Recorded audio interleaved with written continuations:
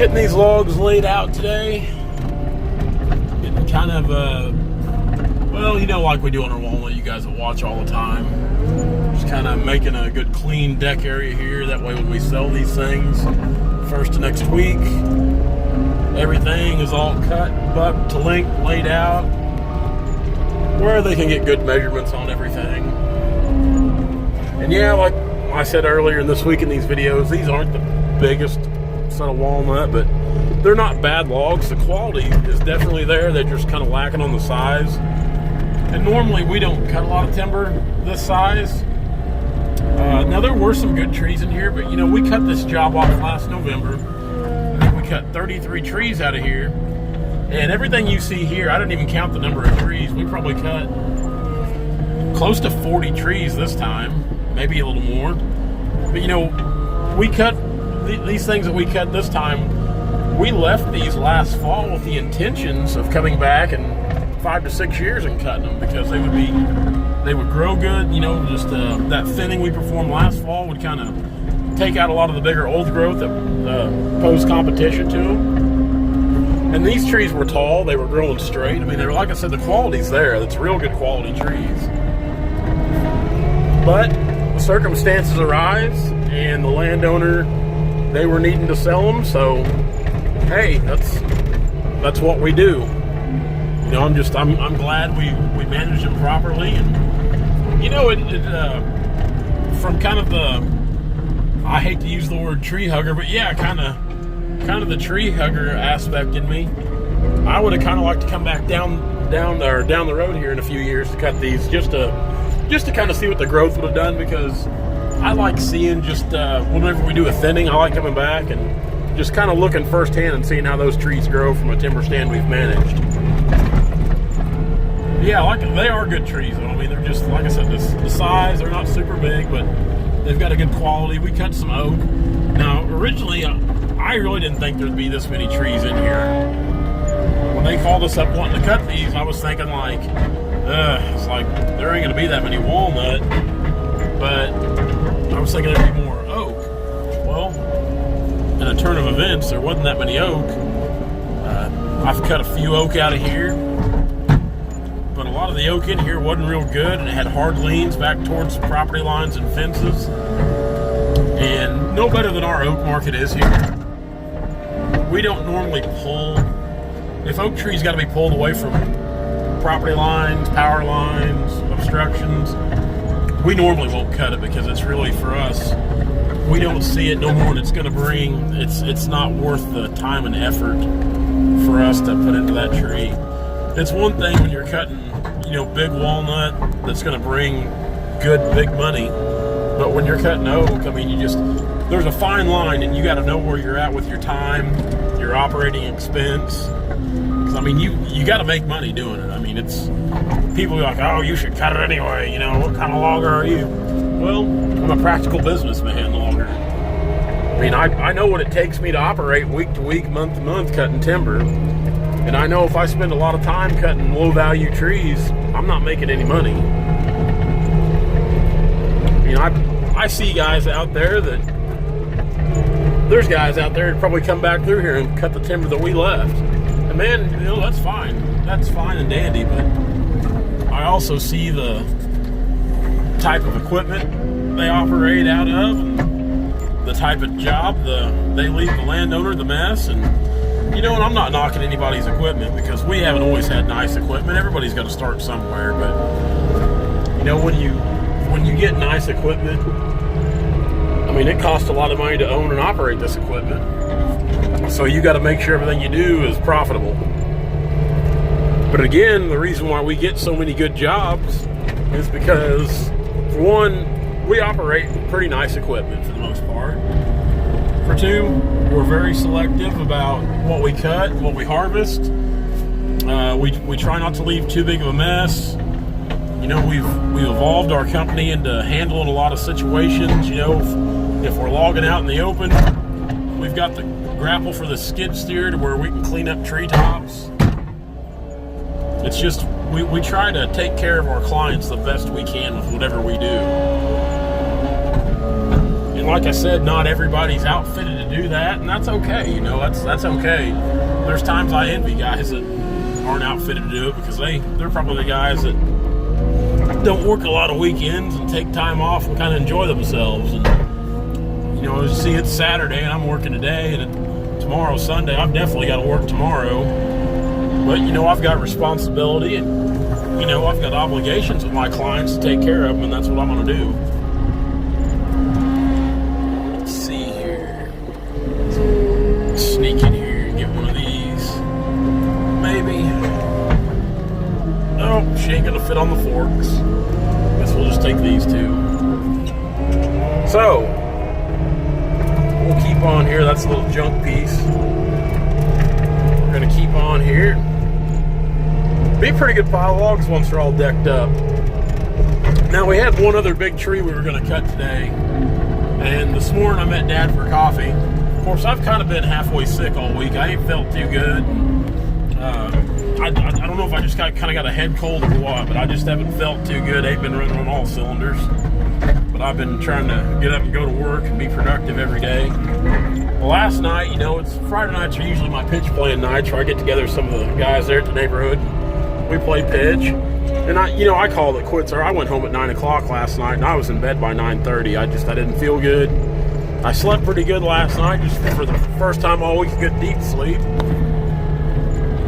And I didn't want to get up this morning, but I met up with Dad, and we were talking about this big tree over here, which it leans hard. We didn't cut it last fall when we were here, just because it's going to be a hard tree to cut. I mean, there's no doubt about it. It will be a hard tree to get on the ground, just because of the size of it, the lean, where it's at. And we looked at it last fall and thought, you know, it was going to be kind of bad in the butt, because you can, you know, anybody cuts timber, after a while, you kind of know what to look for on these trees. There's certain telltale signs, like, hey, man, this tree probably ain't going to cut real good. You know, it could be bad. Well, that big walnut tree back there is kind of the same way. Dad, you know, we were talking this morning. He said he can guarantee we're probably going to have to butt, you know, at least 3 to 4 feet off of it, maybe more. And then with the hard lean involved, back towards over a fence onto another landowner's driveway, it just poses such a threat. And like I said, we've got a really good track record of not tearing anything up, and we'd kind of like to keep that. So and we might cut it Monday yet, I don't know, but I think we're going to stew on it a little more this weekend. Think about it. I'd like to, because I hate to leave any tree, but at the same time, I sure don't want to take a risk in destroying somebody's property or making a mess. That's definitely what we don't want to do. Back up here.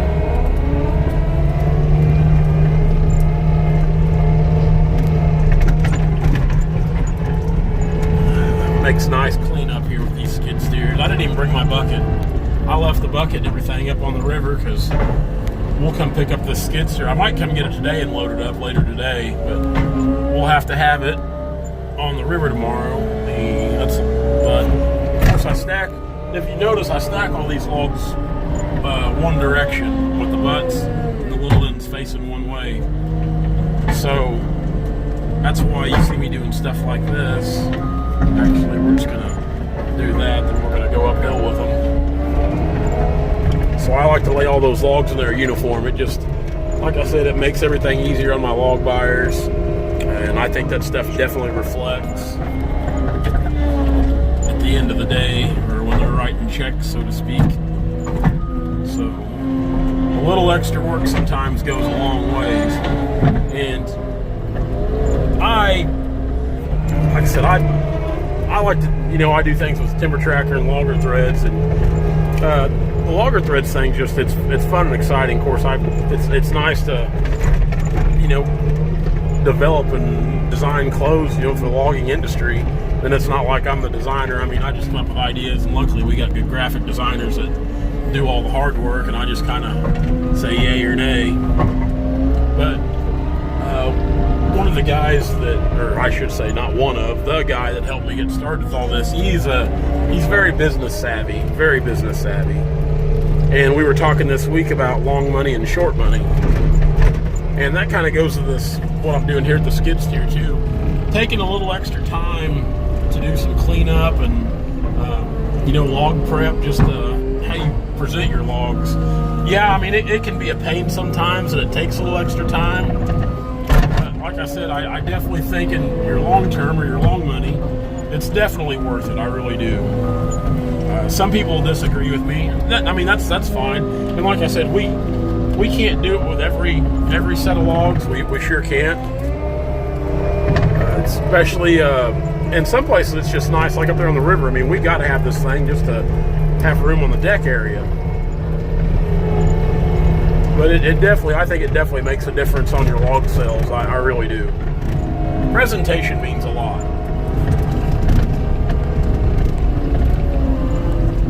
This one here. Yeah, we'll leave that like it is. And I always like to put a little space between them. I don't like to put them in there real tight if I don't have to. I like to kind of space them apart, them logs.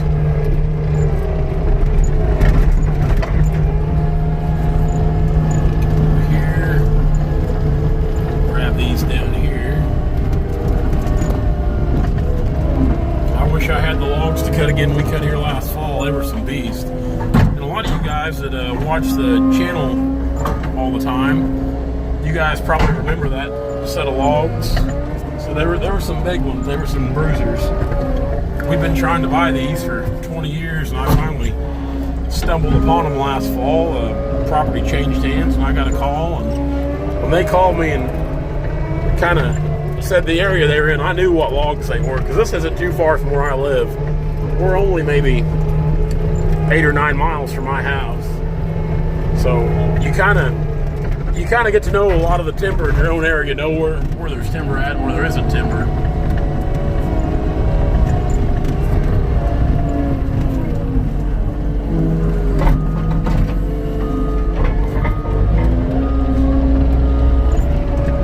I think we're just going to do one solid video clip today.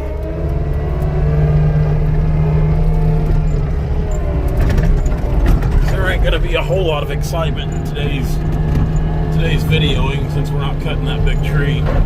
And who knows, we might try to, like I said, we might cut it tomorrow or try to cut it Monday. I hate to leave anything, but at the same time, I hate to run the risk of destroying something. And sometimes you just got, it's not worth it. It's not worth the risk. It's not worth, especially if that tree's going to cut bad. It's just not worth running the chance of tearing something up and making enemies. And if you have neighbors that are fighting amongst each other because of a logger, that's never a good deal. I mean, there's no tree worth getting in a dispute over, I'll tell you that for sure. Alright, we got it all cleaned up. Everything looking good out here. Kind of did a little finesse work, getting all the ends and trimmings and stuff like that. Got a couple right down there I'll pick up by hand and take them in there. They're be too small to try to do anything with the forks here. I'm not that good of an operator. Got everything rode up, looks pretty good. Went through there and kind of evened up the butts with the forks. That way everything's kind of uniform for the most part in the rows. Of course, got that little dab of oak down there on the end. We'll kind of go through here, give it a once over look.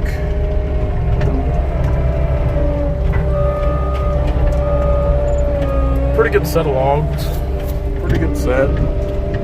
And Monday, I might try to cut just a few more oak. There's not much in there. There's a few small ones, but I might just try to cut a few of those smaller trees just to kind of try to get the footage on the oak up there a little bit more. Not that it matters, because the same company's buying all the logs, so it's not like we've got to have a X amount of number of oak to go with that walnut or anything. It wouldn't matter if it was 100 foot of oak or 100,000 foot of oak. Lower everything here. There we go. But yeah, I was happy everything turned out. I think it all looks pretty good. We're gonna stew on that big tree over the weekend and see if we can't make a decision on it.